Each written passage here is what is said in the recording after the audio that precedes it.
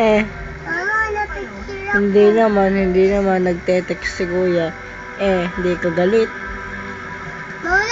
Mama, na-picture ako. Tapos pa. Hindi man ikaw mapapicture eh. Mama! Mama, oh! Mama! Hindi naman kita mapicture, ako yung nagte-text lang. Yan, tawag ako kay Papa. Mama, na-picture ako. Mama!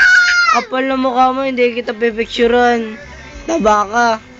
Hello. Hindi nga kita mapicturean, sabi eh. Tapos hindi ko naman siya mapicturean.